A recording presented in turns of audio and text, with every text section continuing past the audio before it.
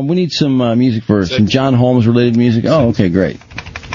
All right. Now, this is a book is actually a serious book about the physical and mental abuse this crazed porn star perpetrated on this young girl who has survived nicely, though, and she's trying to help other girls who have been abandoned by their parents, sort of runaway types. Although she didn't run away, she kind of ran away with her dad and her sister. Just that her father didn't really care about her. Isn't it amazing, honestly, what a creep that John Holmes really became? I mean, the fact that he would so abuse this girl, not to mention the whole business of AIDS. Yes. He knew he had, and continuing to have sex. I mean, honest to God. And he has unprotected, when he's really desperate at the end of his life, he's got AIDS, and he's destitute, he's broke, and he's crack cocaine around the clock so he can freebase.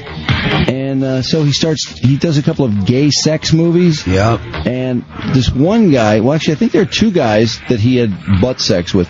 Once with each, both got AIDS immediately. It's like as soon as Holmes even had contact, they were full-blown AIDS. Wow, he had a toxic schlong. Yeah, most definitely. Isn't that something? Wow, what a creep. What a despicable bastard he was. Oh, yeah. All right, clean it up a little bit. All right. Dawn's, all right, okay. This is not exactly a free-for-all to her. No. Kind of a disaster, in fact. No, it's ruined her life. She's doing okay. I mean, she's working on behalf of some of these troubled kids. Yeah. And it was known he died of AIDS. The family knew it was AIDS. Yeah. Something like that. It's a little after 9 o'clock, just a couple minutes, and considerably cloudy. In fact, it is very cloudy right now. Forecast right in line there. Some decrease in clouds later in the day, but still 86 for the high. No showers, so that early baseball game should come off okay. Then tonight, scattered clouds, maybe a thunderstorm, but otherwise should be all right at the ballpark. Kind of humid though, with a low of 73. Tomorrow, scattered thunderstorms throughout the afternoon, warm and a humid high of 89. Ooh, that's going to be an ugly day, isn't it? Ugly day. Not good. Not Wednesday. Just a thunderstorm on Thursday, maybe one or two, high in the mid-80s. And then Saturday and Friday, just beautiful, sunny, and high in the upper 70s.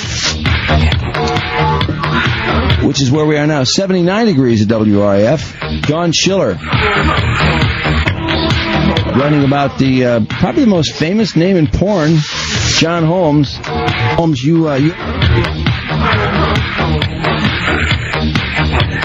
she also loves this music. Yes, she does. Yeah, she had a very, very rough life. And the thing of it is, too, by the way, this abuse started at a very young age with her at age 15 when this guy began to court her and manipulate her into his bed, which is just despicable. Yeah, almost 16, but she sounds like she was a young-looking 15. Yeah. And she's on the run with her father, her sister, and they just left her mother behind, and they're off in pursuit of what? In pursuit of some kind of a job. Her father was suffering from the effects of Agent Orange. Oh, that's right, from Vietnam, that's right. Hoping to find some kind of work, and they choose to go to California, which is how Big John, or Johnny Wad, as it were, turned up. Dawn Schiller, good morning. Good morning, how are you? Good, how you doing? I'm good. Drew and Mike here, and I got to tell you, pretty amazing story. Your encounter, your couple years with John Holmes, and of course, I'll just go right to the stuff I think people are curious about. Your first sexual encounter with John Holmes, you had to go to the doctor, and not surprising to me, I know you were not even 16 years old. How serious was the damage? Well, I healed pretty much right away. I don't think they really could diagnose something. I wouldn't tell them why I was hurting, but, I got some antibiotics and I got better. Did you know what you were getting into? I mean, in terms of, you knew he was a porn star at that point, right? Well, I didn't really understand what pornography was. I was 15 years old, and I just knew what he had showed me when he took me to that one movie with my sister, who was 14. Was he your first man? No, I had a boyfriend before when I was in Florida. He must have seemed to come across as awfully small. It's one of these things where if you run into somebody, this is your first encounter, you wonder, like, my God, I wonder if this is the norm. I mean, I can't believe that these movies that we have seen, I mean, his size was, of course, that's all anybody ever talks about. And I mean, it never seen anything like, never been anybody even It's near him inhuman. today. It's yeah, inhuman. Exactly. But wow. of course, that's not really the point of the book. But I know people are very curious about that. Oh yeah. John Holmes is involved in some pretty nefarious stuff, and you were on the run with him for a couple of years. And I couldn't help wondering, as you guys are wandering the Grand Canyon, the Petrified Forest, some of these sightseeing things when you were on the run, what was it like, doing sightseeing and traveling the country with John Holmes? I mean, the biggest porn star of all time. Did people recognize him? I mean, were you aware of kind of how big a star he was in that world? No, not really. He kept me away from the porn world. He kept me as his little girlfriend's secret from the porn world. But did the public recognize him, and did people go, "Hey, that's John Holmes"? Nobody said his name like that, but he did. He was very protective, and if there were some times when we would be in coffee shops or whatnot, and people would start to stare, and he would pay the bill and usher everybody out very quickly if we were with family or whatever, and divert attention from us. Wow. Boy, oh boy! What did you think of the flick of the Road Through Wonderland? That was a very the movie on the Wonderland Murders. That was a very powerful movie. Did you feel that was pretty well done and very accurate? Well, I worked on the film as an associate producer and a consultant, and so I worked very closely with Kate Bosworth, who played me, and talked to her a lot about the emotions that I was feeling. I think that the movie was about the murders and not necessarily about a lot about how I became involved with John. So it was unclear how I could be even involved in the murders at that point. So because of that, I wrote the book. I thought Val did a great job playing him. And how about Kate with you? Did as you say, you were a consultant, but you thought she did a great job? I think she did a great job. I think Val did too, and they're both still friends of mine today, and they both wrote a foreword for my book, and they're very supportive of me telling the whole story and getting that message out there to what I speak out to is other kids who were like me, what I call throwaway teens, who were not protected by their parents and left open and vulnerable to sexual predators, which is what I was, because John was 32 years old and a porn star that everybody knew about, and I was 15 and really didn't understand the porn world at all or who he was, and he kind of groomed me and walked into my life and seduced me and kept me his secret, and I never had anybody stand up for me. And I think that today a lot of kids are open and vulnerable to other predators as well. Yeah, he was a powerful personality, there's no question. In reading the book, I keep saying to myself, oh no, not again, you're not going to fall for this guy again, but at your age it's very understandable. Yeah. I was just curious, there are a few things at the beginning when you first met John. You're with your father and your sister, and you guys are traveling, and you're looking for a place to stay. You guys are pretty broke, well, destitute, really. But you meet up with somebody who knew John, and John was living with Sharon, his wife, who they weren't really a man and wife as we think of man and wife. But he's got the only tip-off until you see the posters in the closet is this license plate that says WAD, W-A-D-D. Did you wonder, what the hell is this WAD? Yeah, it was very curious. We thought, my sister and I was 14, we thought he was really dorky. I mean, he had this really weird afro and red, white, blues, American flag tennis shoes, and we're like, oh my God, this old dorky guy. Isn't it funny though how those afros at that time though, everybody had those curly afros, all the white guys, and they all looked so bad. Yeah, they were really bad. But he thought he was really something. I mean, he thought of himself as a real stud, didn't he? Yeah, well, he really did try to be the center of attention everywhere, and he did need to be the center of attention. But he was also somebody who woke me up for school every morning to make sure that I made it to school. He got jealous when I had friends at school. He brought us food. My father was suffering from a facial surgery because of Agent Orange in Vietnam, and so he sold him pot and really, edged his way into my father's good graces by, offering him that, and so the door was open. I had nobody really to stand up, and he really charmed a lot of the other residents in the apartment complex or the bungalows, so that really nobody said, hey, get your hands off of her. What are you doing? He had a way of charming you, like you talk about with the very first time that you received any jewelry, and the way he gave that to you, and in the way that he's a hustler. Yeah, he was very slow going with you, very easy going. He didn't, he allowed time to go by. We didn't force himself on you, and just kind of let the relationship kind of nurtured it and let it develop. Right. And it worked out. And he's very skillful in that area, no doubt about it. There was no doubt about that. I mean, I had no chance. I had no chance. He was definitely a master, and I didn't know anything. Yeah, outmatched big time, no doubt. Well, he was a professional hustler, but I can't get away from this concept of him thinking that he's really some kind of a stud, because in spite of his his huge penis, he's absolutely a complete geek, isn't he? A real douche. I mean, in terms of his personality. Yeah, he's really geeky. I mean, he would wear things like bumblebee ponchos, or Afghans, and they were ridiculous. He would take us out, sightseeing and show us the places in L.A. We were new to Los Angeles. We had come from Florida, and we didn't know anything about Hollywood. He took us to the Hollywood Boulevard, Grauman's Chinese Theater. He took us to the beach, which that's another place that he introduced me to, to who he was when we were supposed to go to the beach, and all of a sudden we end up at the nude beach at his, guidance. Oh, I bet you he loved that, so he could show off with that thing. And was he nude at the nude beach? Of course. Yeah. Oh, God, yeah. But how did people respond to that? I mean, did other people just, did you notice people staring at him? Or, I mean, that must have been really odd. Yeah, he was definitely in his element there. It was embarrassing for me, and my sister were horribly embarrassed. But it was about he was just coaxing me into feeling okay with life, and this is natural, and it was completely inappropriate. I was a kid, and he was definitely guiding me in a direction where he wanted to sleep with me. Of course. Yeah. Oh, yeah. You guys must have stayed in more cheap hotels than any young two people I've ever read about in my life. Any advice on cheap motels? How to tell the ones that are complete, cockroach-infested flea bags from just, nicely kept flea bags? Oh, well, just make sure the paint isn't peeling, I suppose.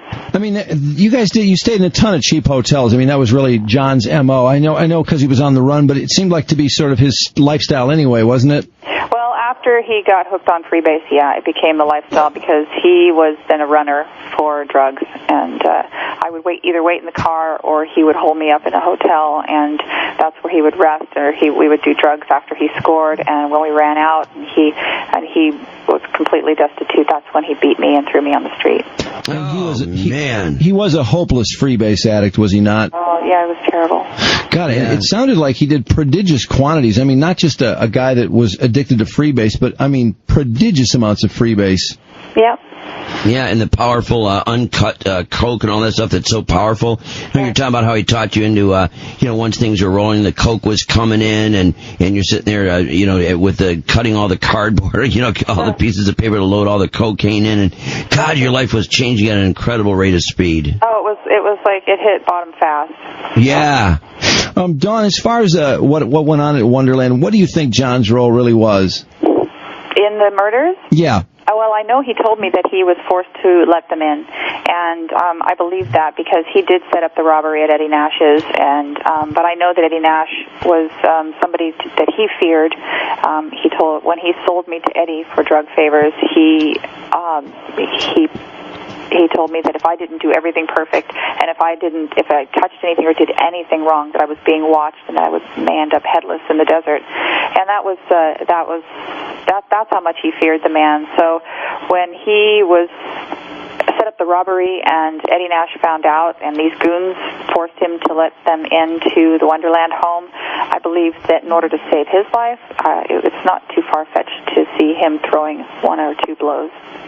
Oh, you think so? I do, because he was beating me at the time, and I know exactly how much anger he had in him and how vicious he could be. And the police also found a bloodied palm print, I understand, above one of the victims' heads.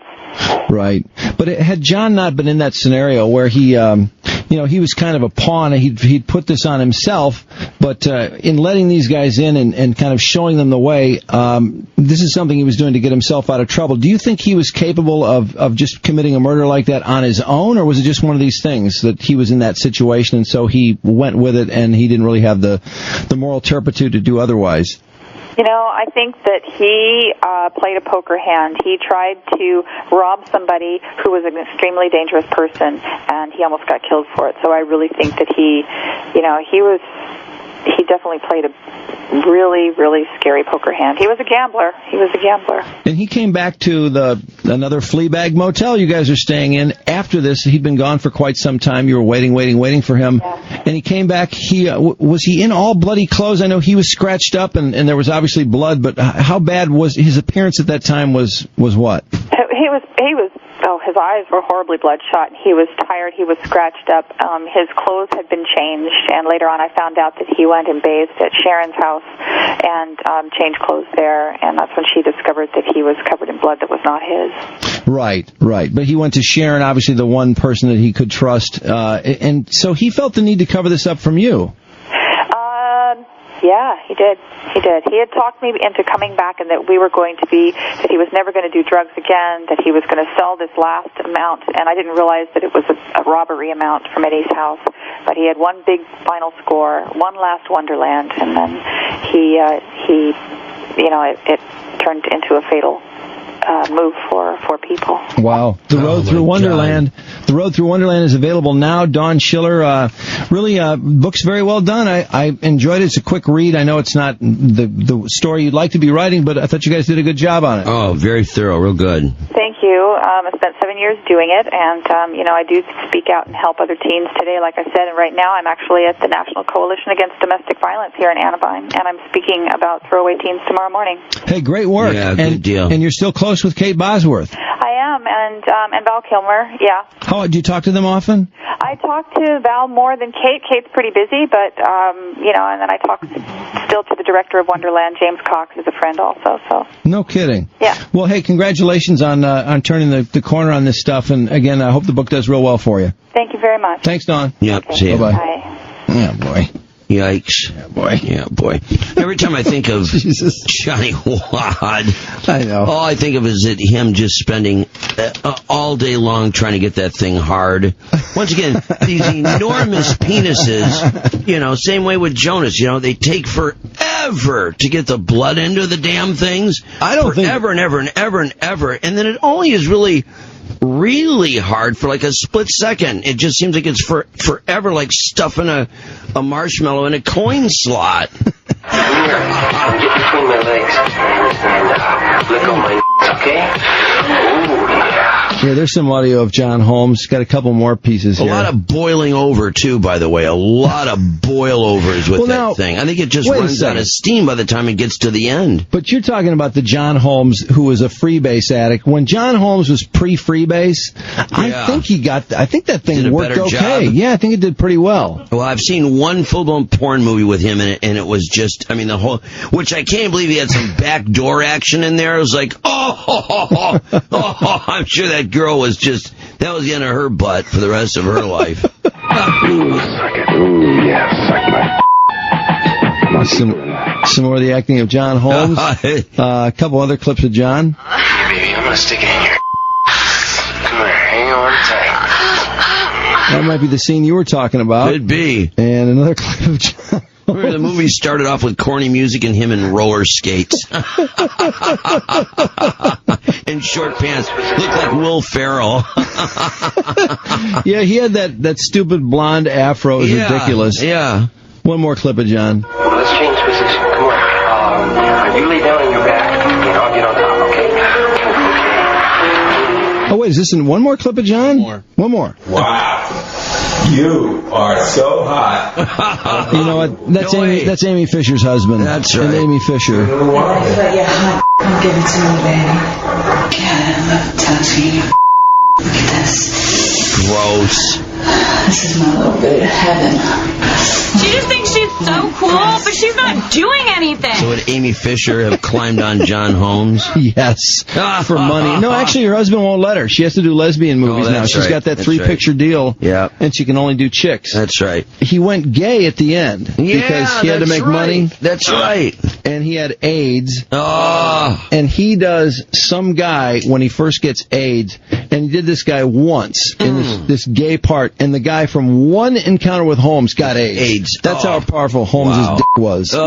One encounter with Holmes, and you got it. Wow, boy. Well, the thing that schlong could hold... I think he gave it to a chick, too, actually. He was like 2 for 2. Is that right? Well, yes. that penis could probably hold 20 times the AIDS of any other one. Yeah. Any other schlong. Probably true. There's a ton of AIDS inside that thing. No, the way you said that made a lot of sense. Yeah. Oh, God. Now, John Holmes, as far as the Johnny Wad character, Johnny Wad, wasn't that the private detective guy that he became? Yes. Yeah. So, in other words, Boogie Nights really accurately followed the storyline of John Holmes. This guy goes from having this incredible unit and doing porn and being pretty successful to the stupid detective movies with Chest Rockwell. Yeah, that's right. There's Dirk Diggler. Dirk Diggler and Julianne Moore's character, I think. You're wonderful.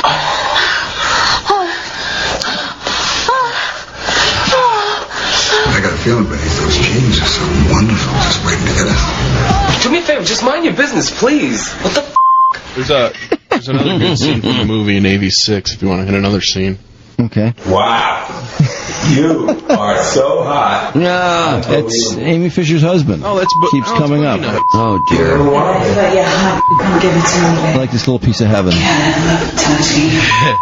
This is my little bit of heaven. I want you to my breast. Oh, God, why don't you shut up?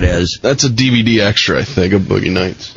Okay. A little bit of heaven. I think a shot at Val Kilmer in the end there. Because didn't she say, the other chick's busy? Yeah, I talked to Val more because Bosworth's so busy. Yeah, definitely. And I honestly don't know why either one of them would talk to her much at all. Yeah, really. Because one lousy movie, they didn't even use her plot line, really. Yeah. But she bitched about that. She said that she didn't even know why she was there. Because isn't that kind of what she was saying? Yeah. Yeah, absolutely.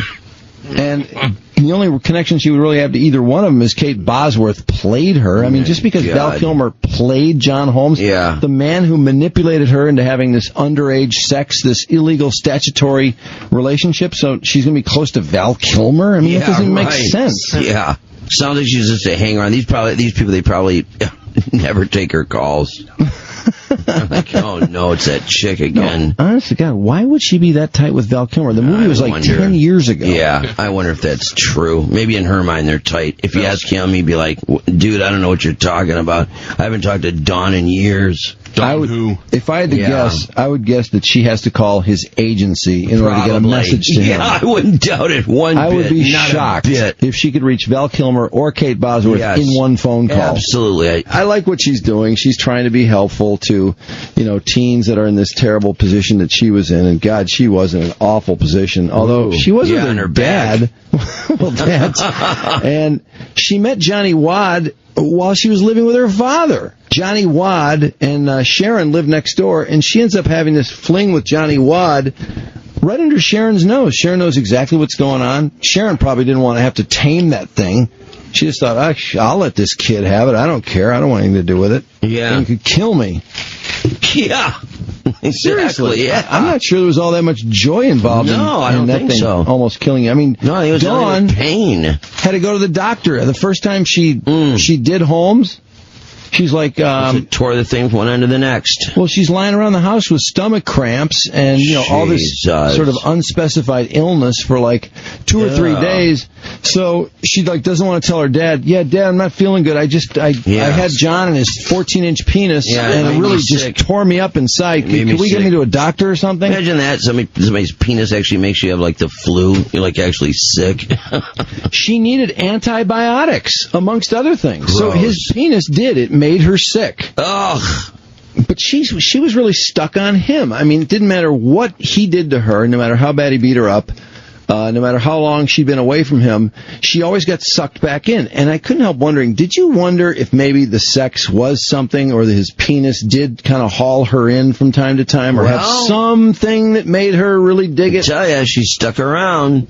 I mean, you'd think that something that made her that sick, that tore her limb from limb, she'd run the other direction. But that was the first time. I mean, after that, I don't recall her getting sick. I mean... Yeah, but you would think that after that, it'd be like, oh, I'm done with that. I don't want to go near that guy again.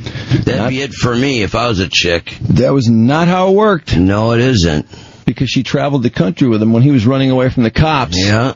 You know, when they thought he was involved, they didn't know how deeply or what he was going to be charged with. But he took off from the law, and she took off with him, and she got away from him when they were on the run, and she still was going to fall for meeting with him, even at that point. I couldn't help wondering if there wasn't some physical attraction there at the same time, because she did fall right back into it, and she never complained about the sex other than that first time in the whole book that I remember reading. Yeah, I didn't read anything either. On that, I mean, everything was just about him climbing on top and talking to her in her ear and just sweet nothings as he mounted her and all that, but she didn't say anything like, oh my God, I was braced for the worst and all that. Well, you know, she mentions about Johnny Wadd's poetry, about how he gave her poetry all the time, which I thought was really funny, the idea of John Holmes writing poetry. You know, it's like Ryan and Trista, for God's sake. I always wondered if his poetry took real nasty turns somewhere along the line. Yeah, probably. Roses are red, violets are blue. Yes, exactly. Wait till you see my schlong and the damage it's going to do. Some sort of like Andrew Dice Clay version of poetry with John Holmes. Yes. Oh, brother. God. It's just a little something I came up with yesterday called Something About Her. Here I am, not knowing where I stand. Here I am, looking for a place to land. My heart in the palm of her hand. Ryan is so adorable. Her man. Between tomorrow and yesterday, what I really want to say is that I'm falling for something about her. She is to me the rainbow through the rain. She is to me the laughter through the pain. She's living in my dreams. She's a vision, and it seems that I'm falling for something about her. I got a message from Ryan. A picture message. What's that mouse? Let's go party. God. Oh, God, Trista. Sounds like a mouse movie. Her voice. You know, I just saw a special on The Bachelor. It was on, E! or something. But anyway, they went all the way back to the Alex Michelle days. Oh, I saw that. Did you see that? Yes, I did see that. Oh, is that hilarious? They went through the whole damn thing, yes. And Trista she slept with Alex Michelle. Yeah. Hi. Oh, God, that voice. Hello. Oh. God. All right. Well, the book is called The Road Through Wonderland, Dawn Schiller. It's really not... If you're looking for something all about Johnny Wadd and his incredible penis, that's not the point of this book. It's about being a destitute teenager who has virtually no supervision, who falls under the spell of a porn star with a 14-inch penis. Yeah.